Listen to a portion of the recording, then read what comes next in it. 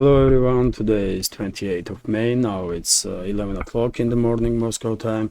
I'm Levan Gudadze and this is first part of today's update in which I'll share all the main news that are making headlines in Russian media outlets and Russian language pages on different internet platforms. Second part will be published on my Patreon page, and if you are interested, link is under this video in the description box and in the comment.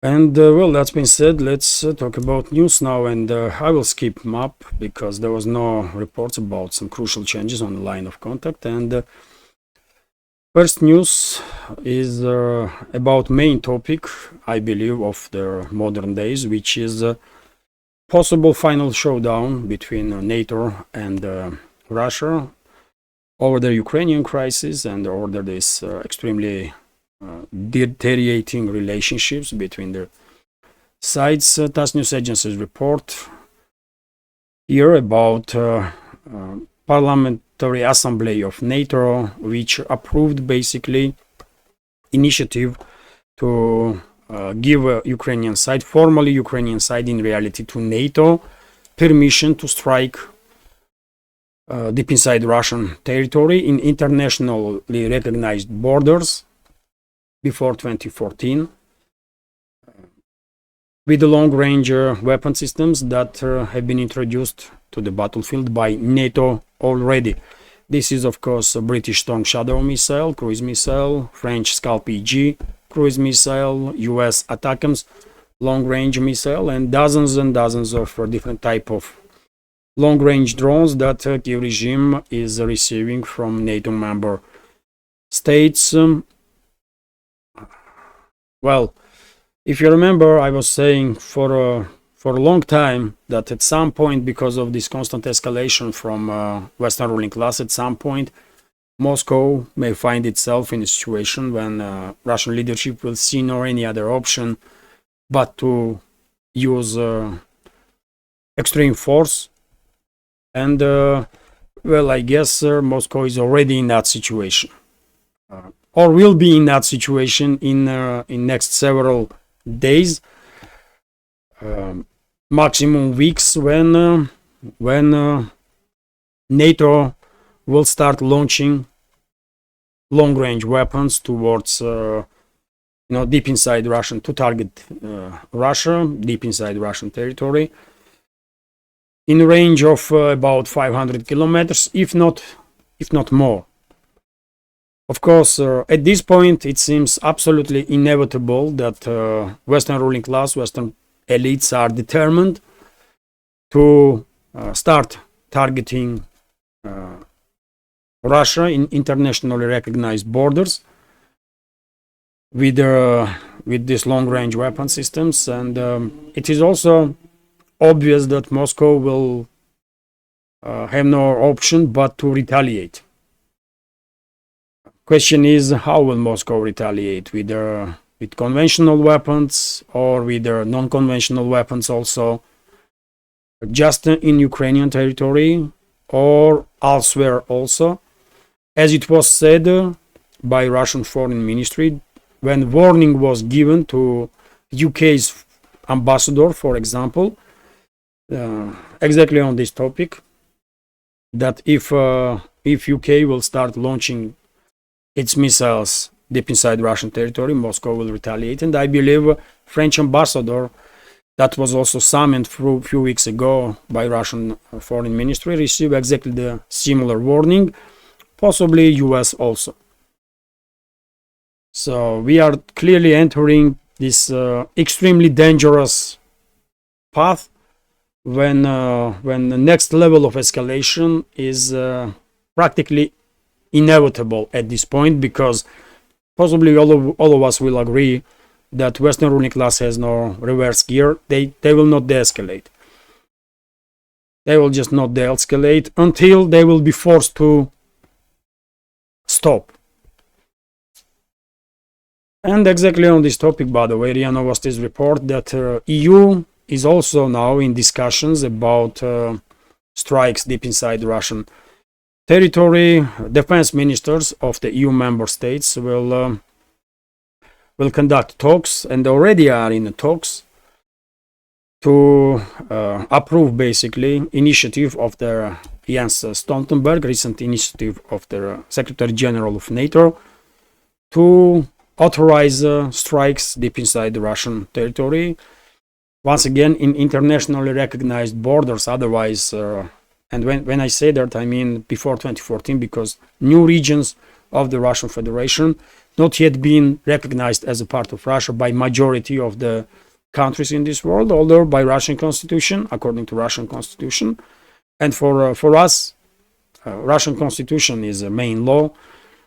These new regions are of course part of Russia, and they can be no any other ways.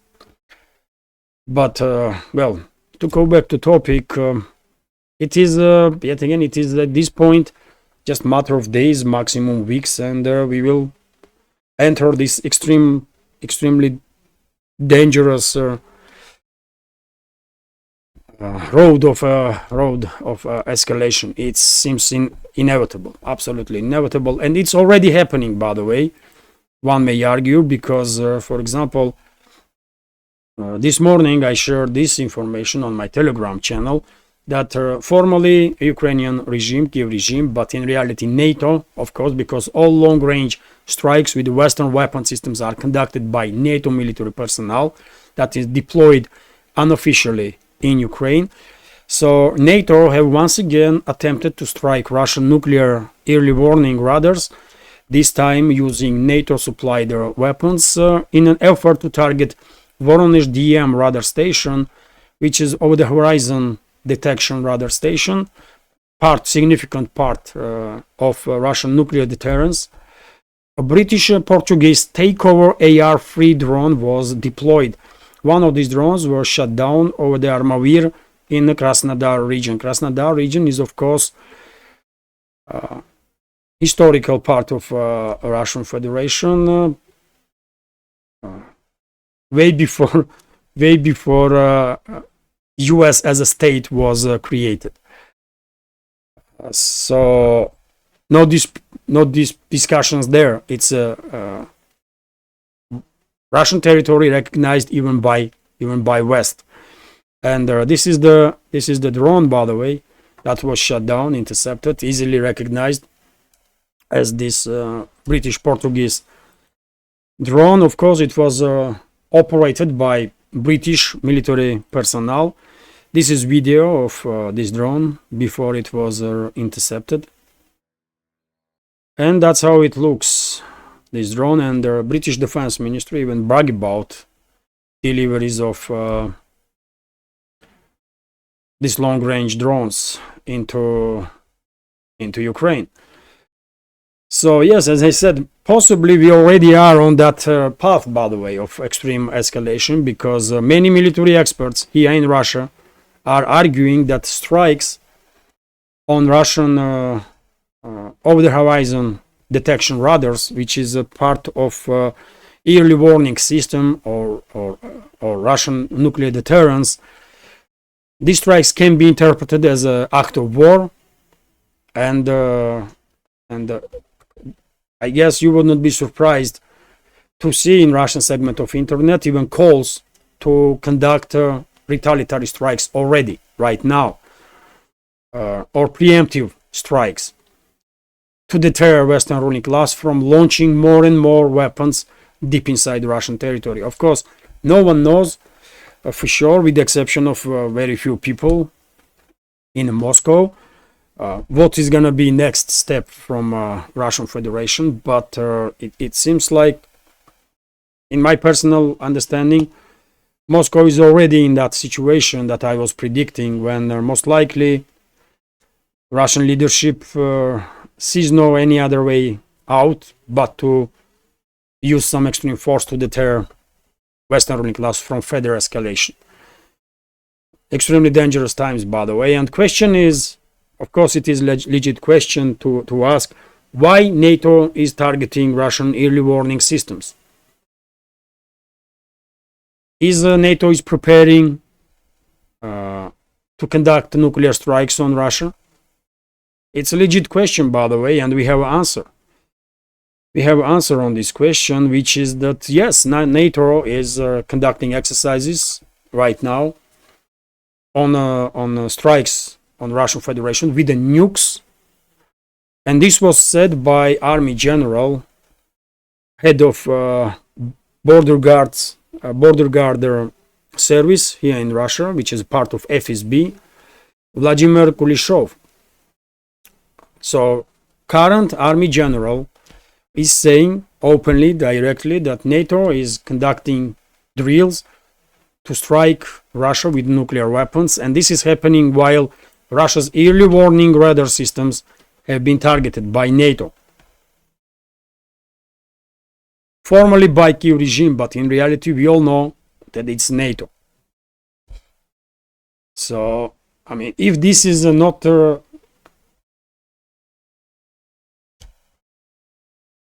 precursor or precondition to the next level of escalation, that is inevitable in my opinion, and I don't know what this is.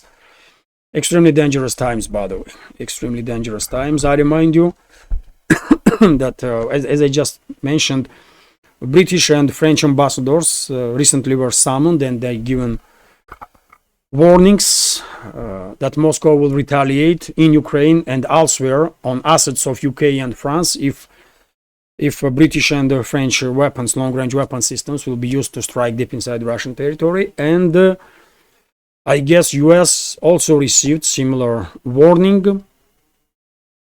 And when it comes to assets of these countries in Ukraine and outside of Ukraine, there's plenty of those assets. In Ukraine, it's points of concentration of the militaries of these countries that most likely will be targeted. And outside of Ukraine, I mean, there is almost no region in this world where these countries have no their assets. Russia may not target these countries directly on their territories, but may retaliate on their assets somewhere else, in the Middle East, in Latin America, in Oceania, in Africa. They have military bases and assets just about everywhere on this in this world. So and again, extremely dangerous times, by the way, and I'm kind of surprised that this topic is a not major topic in the West, even in independent media, by the way. I can understand that MSM is not paying attention to this. MSM is doing exactly the opposite, pushing the narrative that this Western long-range weapon system should be used to target Russia. That's a narrative that's been pushed by Western media. But what about independent creators? Why they are not paying attention to this topic? Because tomorrow, by the way, we may end up in nuclear war. Things may go so bad that we may end up in nuclear war. And then it will be too late to start asking questions. Time was yesterday and day before yesterday, but at least today we should try something, at least to inform each other how dangerous situation really is. And I also, I mean, if I may, I remind you that just a few days ago, and I guess maybe even currently, the exercises in the southern military district of the Russian Federation was conducted with about using non-strategical nuclear weapons, and similar exercises maybe already happened in Belarus, because of course Russia has deployed their tactical nuclear weapons into Belarus some time ago. And this is also a warning, by the way. This is clearly, I mean, I can understand that Western ruling class cannot read warnings. They don't care about Russian warnings, and possibly never did. But society should care. Ordinary people should care. Us should care, because you know, we don't have bunkers, by the way. They have. The so-called elites of the West. Anyways, man, situation is getting from bad to worse on daily basis, and well, I don't even know if it's possible at this point to avoid some extreme level of escalation. Let's see. TASS news agency is reporting that the head of Ukraine's general staff, Syrskyi, signed some papers yesterday, some documents, and authorized basically deployment of French troops into Ukraine, into Kiev-controlled territory. And yesterday some sources reported that according to some high-ranking officials in France, final decision have not yet been made to openly deploy French troops to Ukraine. Of course, non-officially, French Foreign Legion is already in France, and also this French Storm Shadow, French Scalp EG missiles are operated obviously by French military staff, but openly France did not France, not any other NATO member state did not yet deploy its troops, and let's see, maybe France gonna be the first. Although Poland may also be the first, because Polish Foreign Minister Radosław Sikorski stated in the interview with the Gazeta Wyborcza that deployment of Polish troops into Ukraine should not be excluded from the conversation. So basically he's announcing that at some point Polish troops will be introduced to the battlefield, at least to the western Ukraine. And you know my take on Ukrainian crisis. I'm quite sure once this conflict will end, Ukraine will be divided between its neighbors. Russia will most likely establish control over the majority of territory of this former Soviet Republic, and western parts of Ukraine most likely will be controlled by NATO, including by Poland, and probably Poland eventually will have some claim on some 70% of this western Ukraine that used to be part of Poland before Second World War. Hungary most likely will have some claims on Transcarpathia after some time, and Romania most likely will also claim former Romanian territories. But also worth noticing that when it comes to western Ukraine, even though in case of deployment of NATO troops in the western Ukraine, even though they may be and most likely will be targeted by Russian forces, we might be able to avoid a full-scale direct confrontation between Russia and NATO. Despite some skirmishes between the militaries of the sides. But if NATO troops will move outside of western Ukraine, that's a whole different story. And in that case, I'm not sure at all that it will be possible to avoid the full-scale conflict between Russia and NATO. As long as those NATO troops stay in western Ukraine, World War probably will be avoidable. So let's hope they will stay there, if introduced, of course.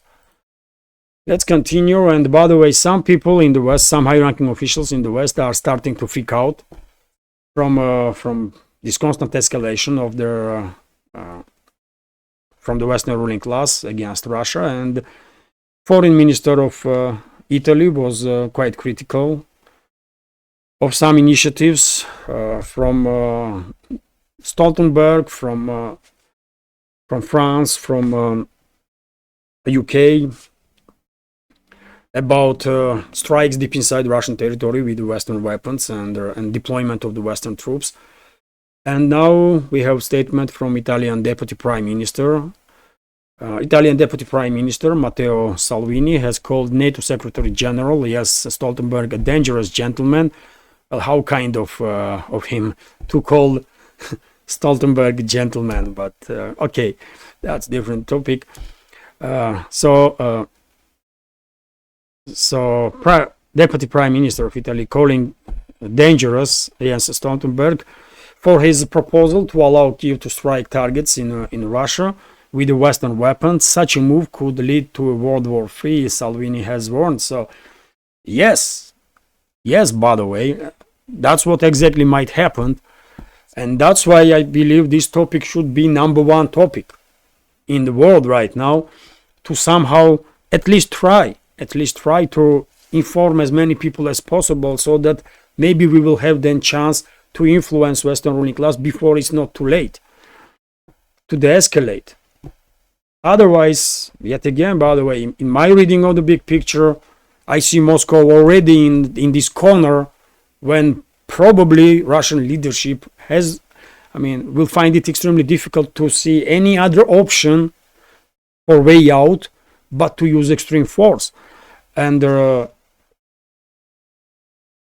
extreme force most likely will be used once these long-range weapon systems from NATO will start flying towards, deep inside Russian territory, towards Russian cities like, I don't know, Voronezh, Rostov, maybe Moscow, and cities in Moscow region, Tula, you name it, entire central and the southern part of Russia may be in the range of these long-range weapon systems that NATO has already introduced to the battlefield in Ukraine. And not many, but some military experts are saying that with some modifications, range of Storm Shadow and Scalp EG missiles can be significantly increased up to 500 kilometers and more.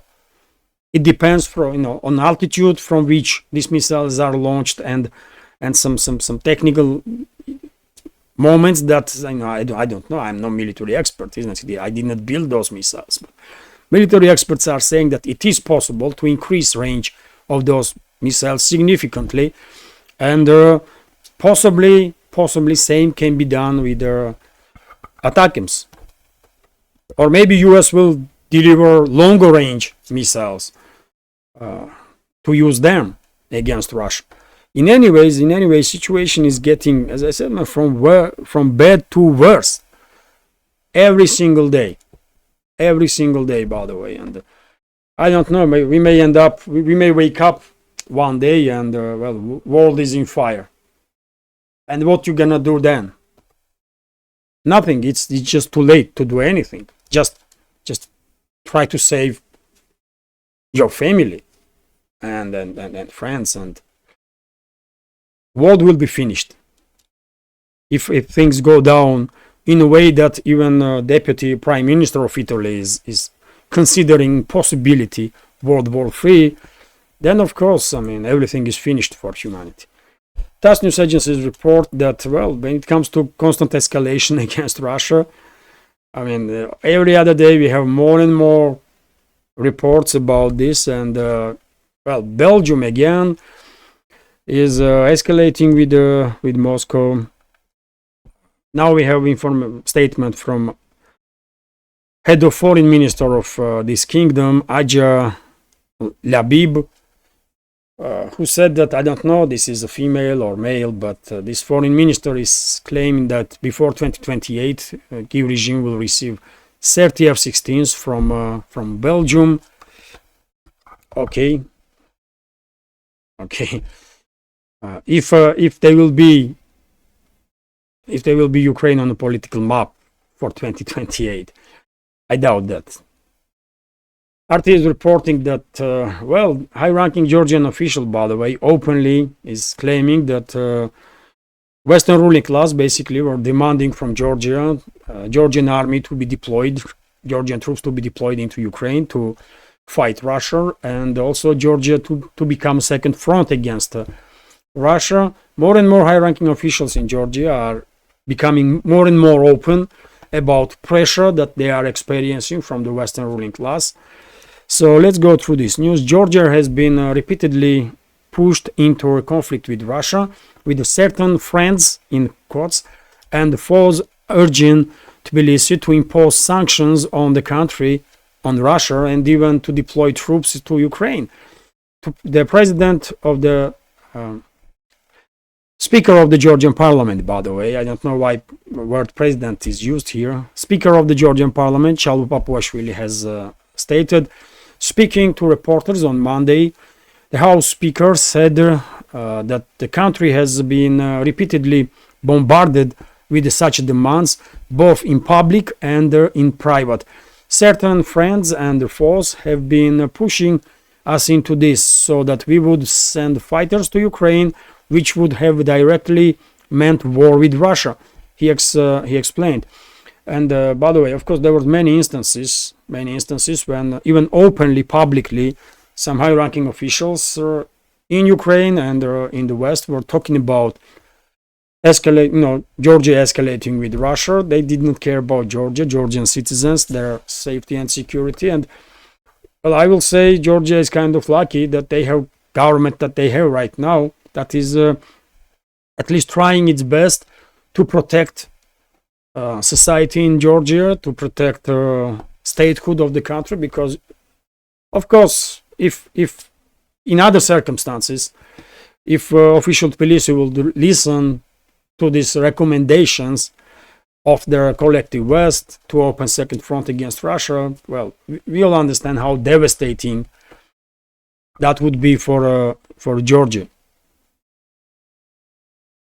So, and this is once again, by the way, demonstration of the face of the collective West.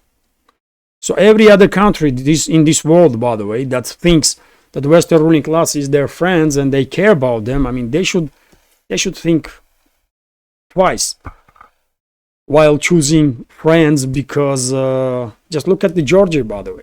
Western ruling class is constantly pressurizing Georgia to basically sacrifice this country, to destabilize this country, conduct regime change, because current government is not listening and don't want to become second front.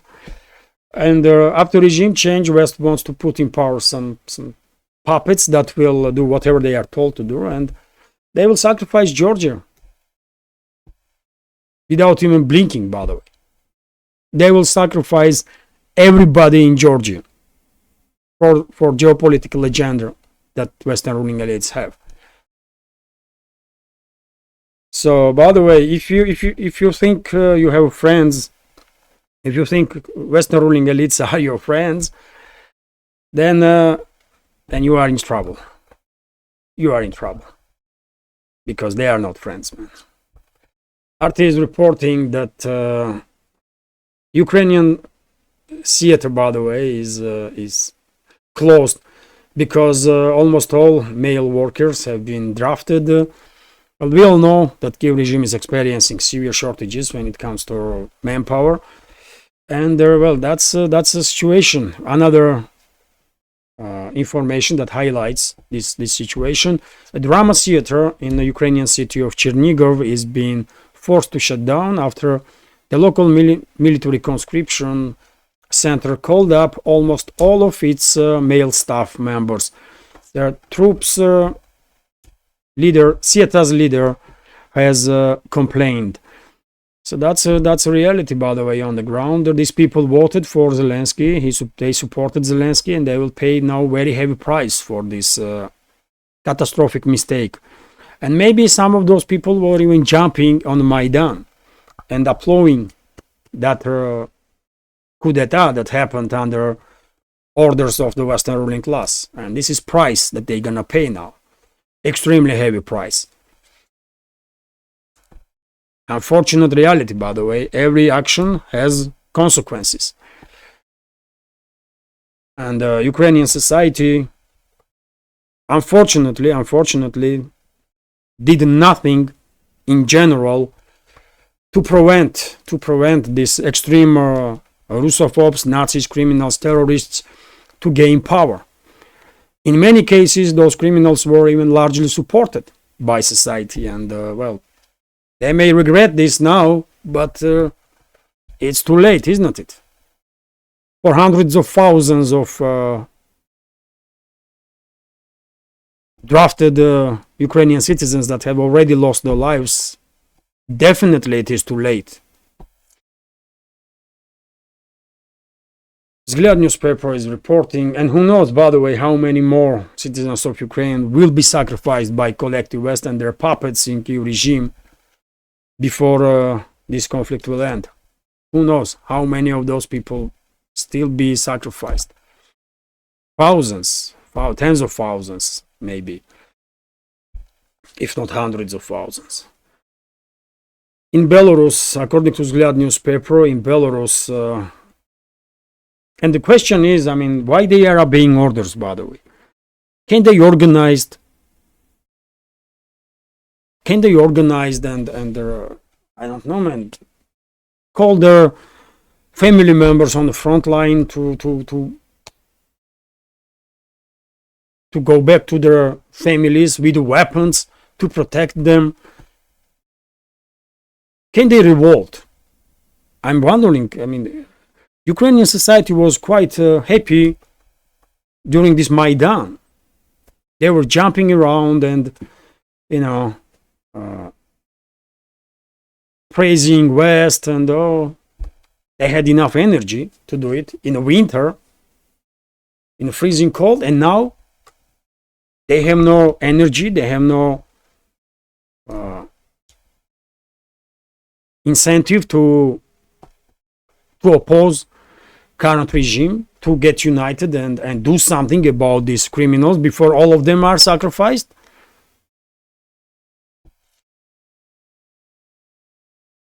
Why am I not hearing, at least for now, that battalion refused to obey orders and open fire on neo-Nazi formations here and there?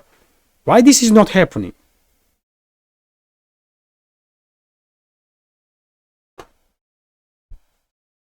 One may say, yes, those people are scared too much. They're gonna die anyway on the front line. So if they will confront those neo-Nazis that are giving them orders, they might have a chance to survive.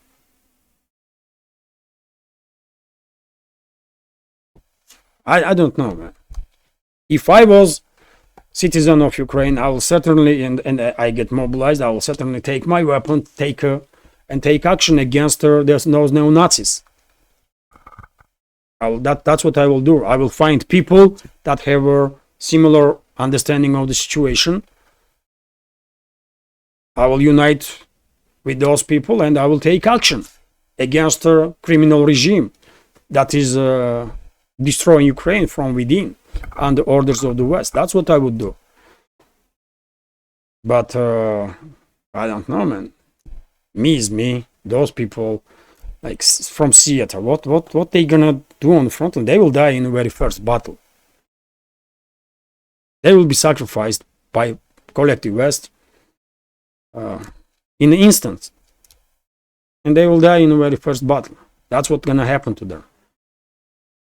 If they fight against regime, if they fight against Zelensky's regime, they might have a chance to survive. Anyways, let's continue. Vzгляд newspaper is reporting that in Belarus,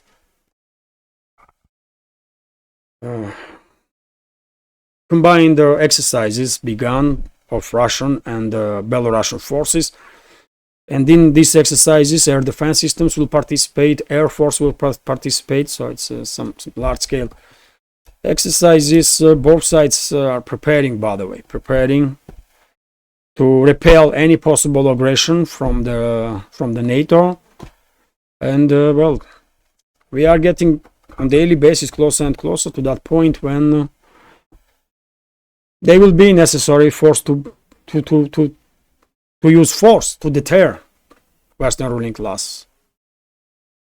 Probably we already are in that situation. Also, the Vzгляd newspaper is reporting that Poland Polish leadership made decision to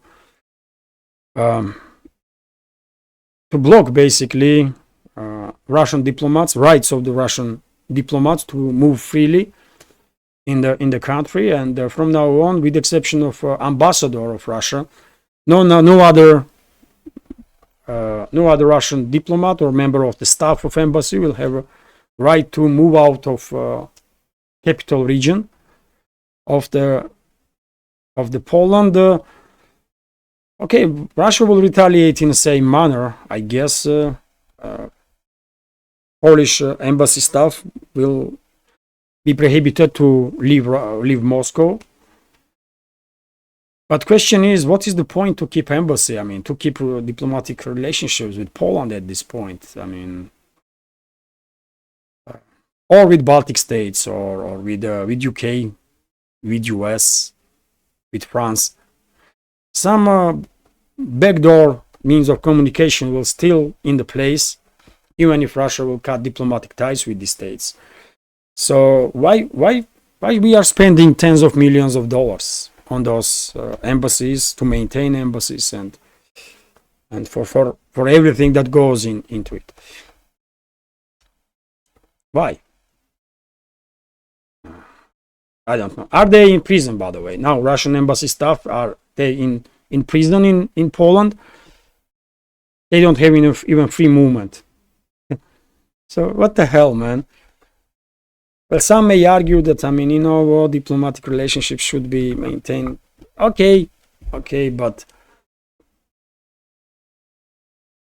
why? With whom you're gonna talk in Poland, by the way? Polish elites, Polish political elites are extreme Russophobes. On every side you look, you see extreme Russophobes, by the way, and puppets of the Washington. There is no independent pro-Polish movement in Poland. They are all controlled by Washington. Entire political class in Poland controlled by Washington. If you don't trust me, ask members of our community from Poland. Do they have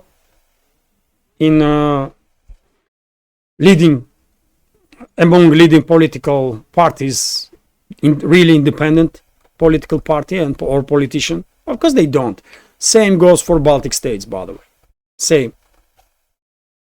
So with whom these Russian diplomats gonna talk to in Warsaw or in Vilnius, Riga or Tallinn? With whom? With Nazis? What is the point? But anyways, it's not my business, by the way. I'm just sharing my opinion because maybe little upset to see so many negative news, by the way, day in, day out, every day. But that's yet again, that's times that we are living, though. RIA Novosti is reporting that US Congress is promising Taiwan new weapon deliveries, and when they say new, they mean new, not like in Ukraine when they are sending some old stuff. Of course, Beijing not gonna like it. There was delegation, and still delegation from US is in Taiwan right now, and well, as I said many times before, and many others, by the way, Washington, Western ruling class will not stop their attempts to provoke military conflict between mainland China and Taiwan. And unfortunately, it is highly likely that at some point they will provoke military conflict. I don't know when it will happen, in 3 years' time, 5 years' time, 15 years' time, but at some point, unfortunately, they will most likely, these Western so-called elites will most likely manage to provoke military conflict because they are good at it. Western so-called elites in last 300 to 500 years, by the way, these generational clans, generational families, I mean, all they did really is divide and conquer worldwide whenever they could to do it, and they become extremely good at this. So they managed to provoke conflict between Russia and Ukraine. Who would think about it 30 years ago? But it only took like a few decades, and now we are seeing what's going on in Ukraine, isn't it? They had much more time with Taiwan. Vzglyad newspaper is reporting that, Peter Szijjártó, foreign minister of Hungary, stated that Budapest will not support 14th sanctions package of the EU against Russia. And Hungary is not happy because in general with Brussels, but especially because Brussels is sanctioning more and more sectors of the Russian economy that are crucial from European states, including from Hungary. And if Germany, France, Belgium, Denmark, all those countries are saying nothing, Hungary does oppose it. I mean, Hungary is fighting for its interests, trying at least. And I wonder how long Hungary will withstand the pressure this time, because unfortunately, eventually, Brussels pressure is becoming overwhelming. and Hungary is voting for whatever Brussels is proposing, but at least they are trying to give fight. RT is reporting that the European Central Bank tells banks to go out of Russia.